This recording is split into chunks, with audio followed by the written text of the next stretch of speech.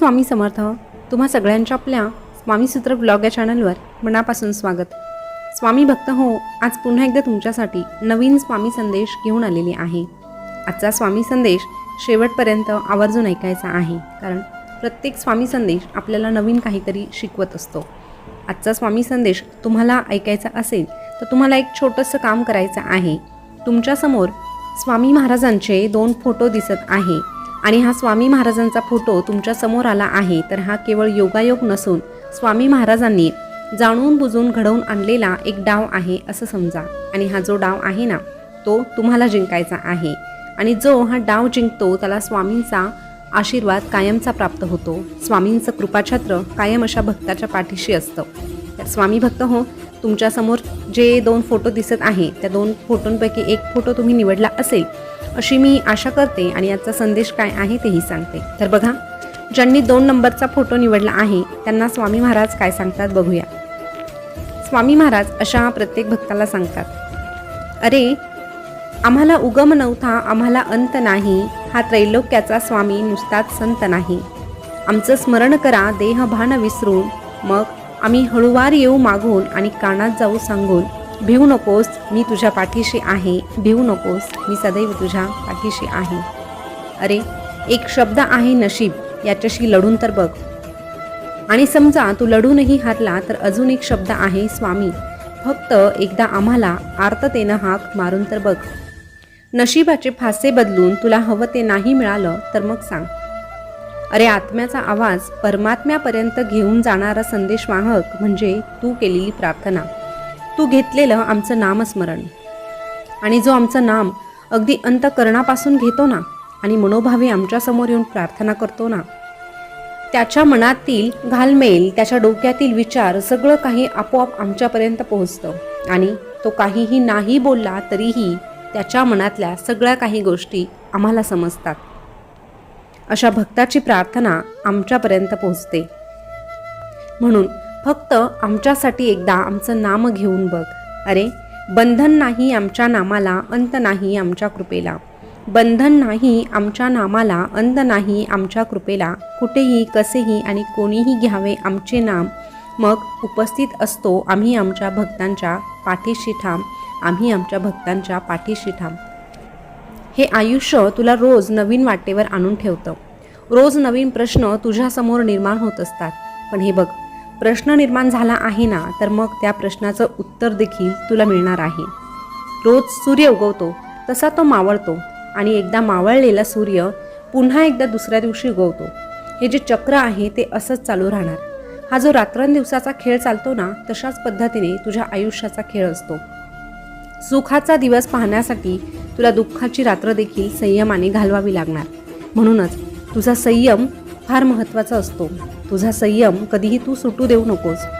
अरे वाईट परिस्थितीमध्ये तू दाखवलेला आमच्यावरचा विश्वास, तुझ्या सेवेतलं सातत्य आणि मुठीत धरून ठेवलेला संयम, या गोष्टींना धरून तू तुझी वागणूक ठेवतोस, तेव्हाच तर तू खऱ्या अर्थाने परिपक्व होत असतो. म्हणून जे वाट्याला येईल त्याला कुणालाही जबाबदार धरू नकोस. तुझं कर्म म्हणून त्याचा स्वीकार कर. ज्या गोष्टी पटतात त्या घ्यायला शिक आणि ज्या पटतच नाही त्या सोडून द्यायला शिक. ज्या गोष्टी तुझ्यासाठी वाईट घडून गेल्या त्याच्यामधून अनुभव घे आणि भविष्य कसं चांगलं बनवायचं याचा विचार कर. अरे वाईट वेळ आली म्हणून तुझी नीतिमत्ता ढवळू नकोस. तुझी नीतिमत्ता नेहमी स्वच्छ ठेव. योग्य मार्गावर चालत राहा. तुझा न्याय आमच्या दरबारात होणार आहे.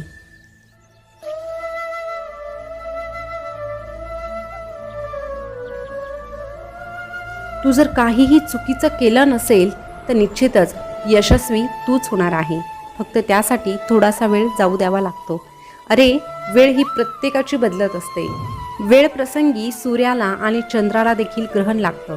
तू तर मनुष्य आहे, त्यामुळे कधीतरी तुझ्याकडे कोणीतरी चुकीचं बोट दाखवलं म्हणून स्वतःला दोषी ठरवू नको.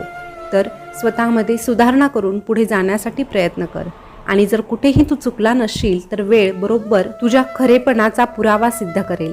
फक्त तोपर्यंत तू मात्र धिटाने राहा.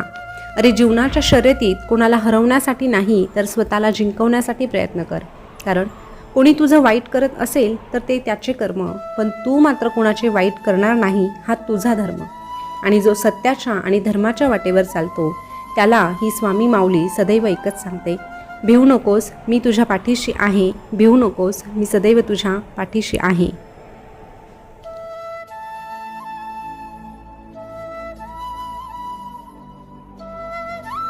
स्वामी भक्त हो, आता ज्यांनी पुढचा फोटो म्हणजेच 1 नंबरचा फोटो निवडला आहे त्यांना स्वामी महाराज काय सांगतात ते देखील आता आपण जाणून घेऊया. स्वामी महाराज अशा भक्तांना सांगतात, अरे लोकांचे कान भरून किंवा काड्या करून अस्तित्व फार थोड्या काळासाठी क्षणभरासाठीच निर्माण होत असतं, पण आयुष्याच्या वाटेवर चालत असताना आमच्या सेवेत आमच्या मनात राज्य करण्यासाठी तुझ्या मनाचा मोठेपणा आणि नीतिमत्ता स्वच्छ असावी लागते.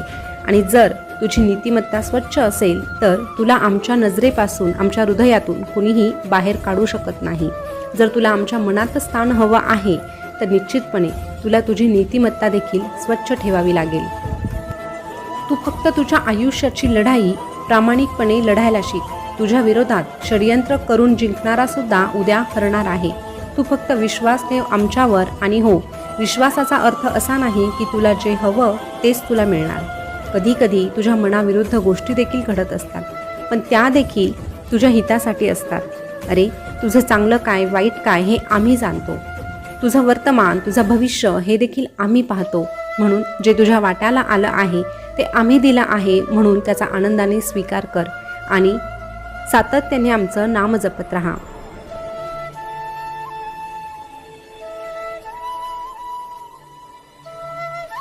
अरे आम्ही कोण आहोत हे समजण्यासाठी देखील भक्ताची तेवढी कुवत असावी लागते. सामान्य मनाच्या व्यक्तीची कवाडं बंद झाल्यावर होणारा साक्षात्कार म्हणजे आम्ही आहोत. विज्ञानाच्या तुझ्या या अंधकारात आशेचा एक किरण घेऊन येणारा अध्यात्म आम्ही आहोत. तुझं विज्ञान जर हे जग कसं निर्माण झालं हे सांगत असेल ना, तर आमचं अध्यात्म हे विश्व का निर्माण झालं हे सांगत असतं. अरे आयुष्यात जर जास्त सुख मिळालं ना तर वळून पहा, आम्ही तुझ्या मागे असू, पण दुःखामध्ये कधीही तू मागे वळून बघू नकोस, कारण तेव्हा मात्र आम्ही तुझ्या सोबत असू. फक्त एक गोष्ट लक्षात ठेव, सत्य ही अशी एक श्रीमंती आहे की जी एकदाच खर्च करून त्याचा आयुष्यभर आनंद उपभोगता येतो. पण असत्य हे एक प्रकारचं कर्ज आहे ज्यामधून तात्काळ सुख मिळतं, पण आयुष्यभर त्याची परतफेड करावीच लागते.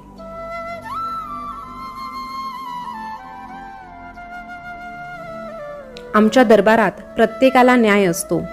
तू जर एखाद्याशी गोड बोलून फसगत करत असशील तर एक लक्षात घे, आमच्यापासून काहीही लपून राहत नाही. त्याचं फळ तुला भोगावंच लागेल आणि त्याची परतफेड तुला दुपटीने करावी लागेल.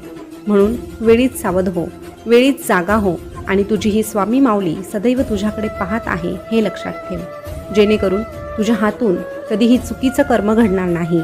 तुझी नीतिमत्ता स्वच्छ असेल तर तुझ्या हातून चुकीचं कार्य घडणारच नाही. पण नीतिमत्ता स्वच्छ असण्यासाठी विचार शुद्ध असावे लागतात आणि विचार शुद्ध करण्यासाठी मनामध्ये परमेश्वराचा वास असावा लागतो. जर तुझ्या मनामध्ये तुझ्या हृदयात तुला परमेश्वराला बसवायचं असेल तर तुला नामाशिवाय पर्याय नाही. सातत्याने जेव्हा तू त्या परमेश्वराचं नाम घेतो तेव्हा आपोआप तो परमेश्वर तुझ्याकडे येतो आणि मग तो तुझा होऊन जातो. अरे जेव्हा एखादा भक्त सातत्याने आमचं नाम जपतो ना, तेव्हा अशा भक्तासाठी आम्हाला धावत जावं लागतं आणि अशा भक्ताला प्रत्येक प्रसंगात आम्हाला साथही द्यावी लागते. अशा भक्ताला आम्हाला कायम एकच सांगावं लागतं की भिवू नकोस, मी तुझ्या पाठीशी आहे, भिवू नकोस, मी सदैव तुझ्या पाठीशी आहे.